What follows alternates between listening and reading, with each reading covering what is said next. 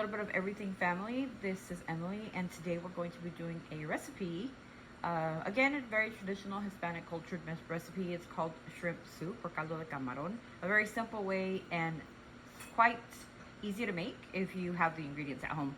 And if not, I'll be giving you the ingredients, and I'll put them in the description as well, so you guys can have them, and you can, when you go to the store, you can try this. So first, we're gonna boil.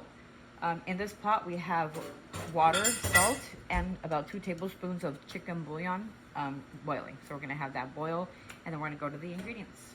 Give me 1 second, I'll be right back. Go.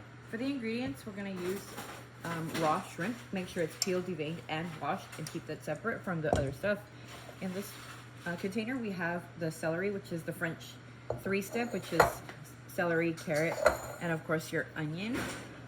This onion we'll place in the hot water when it starts to boil. We have tomato, cilantro, onion, and we have a little bit of garlic. And this is going to be your base, and I'll show you when I'm frying this, but this is going to be boiled with the onion. So we're going to put this to boil right now, so we're taking it with us into the boiling water. Be very careful when you do this, and once it's in, and then you can just put this away. And then we just mix, basically. So this is gonna get tender, and once it gets tender, not too tender, maybe about 10 minutes. Not too tender, because it'll keep going with other ingredients. And now we're going to the frying of it's called the Trinity. So we'll be doing that now. We're putting on a low heat. We're adding a little bit of oil into my frying pan. Into that frying pan will go these ingredients.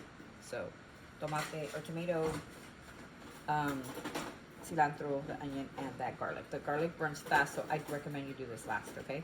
So we're putting be very careful, because oil can get really hot. And yeah, I heated the oil, so that's why you don't hear that sizzle. I preheated it prior, so putting all this stuff in. And this is a pretty easy dish to make. Nothing really fancy about it.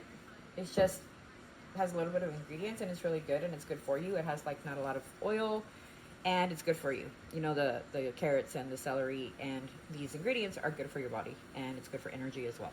So I'll be right back when this is done, and we'll put it in the pot.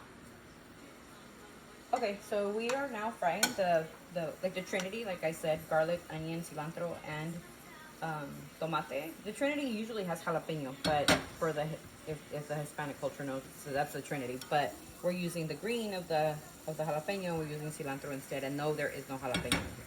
So to this mixture, we're going to be adding 1 can of tomato sauce. This is optional. I like the red of the color that it gives the caldo de camarón. It gives it a different color. It doesn't look as white, but it's optional.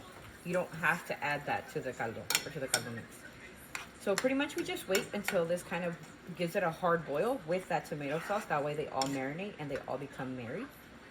And then that is going to go into our pot of boiling ingredients. Usually I give that about 5 minutes or so, and make sure this is boiling before you add that to the pot. Like I said, this is going to take the longest. So that'll, like I said, about 10 or 15 minutes, because you want those vegetables to be soft, but not to the point where they're falling apart. So just be careful, kind of, you know, kind of like a pasta. It's like al dente, but not soggy. So as you can tell, this is already like boiling. See, this is what we're looking for. We're looking for that boil. And please excuse my pot. This is the pot where I usually fry things, and it's really hard to scrub off because it's one of those pots that if you scratch it, it's no longer good. So I use it just to fry my things like tostadas or things like that. So once it's done this and it's done that boil, we want to turn off your heat, and we're going to be adding this to this. But I told you we have to wait until that kind of boils a little bit, trying to give it a boil so we can add to it. So we're going to give it a second, and then I'll be right back. I'm going to give you guys some fun facts about shrimp. There's one thing for certain: shrimp taste absolutely delicious. Depending on who you ask, that is, approximately 80% of people in the United States eat seafood, and the average person consumes around 4.1 pounds of shrimp every year. According to Southern Shrimp Alliance Point One, by a lot of people. While shrimp is arguably one of the most popular proteins being sold in today's global food market, there are a lot of handful of things that that most people don't know about their favorite shellfish species. In this blog, we're going to highlight the top 5 most interesting facts about shrimp that may surprise you. Number 1, eating shrimp can help improve your health and well-being. Number 2, there are over 2,000 shrimp species in the world. Number 3, shrimp play a very important role in our ecosystem. Number 4, the mantis shrimp packs a fast and powerful punch. Finally, natural shrimp has developed the first commercially viable system for growing shrimp indoors. Fun fact found Leslie about shrimp. Anyways, okay, so thank you, Leslie, for the fun facts, and thank you for being in the video. Say hi to everybody. Hi. So, continuing with our shrimp journey, as you can tell, the pot is already reaching a very high boiling point. So here we are, and now we're gonna go ahead and introduce our fried ingredients. Again, being extremely careful. Be very careful when you put this in, and don't let it jump on you or anything like that, or anybody else.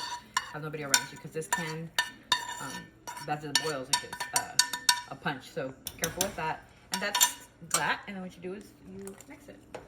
Mix it properly so all those ingredients will marinate together and give you this very nice soup. So for a little bit added punch to that, we're going to add a little bit more chicken bouillon, and I'm going to do that in 1 second.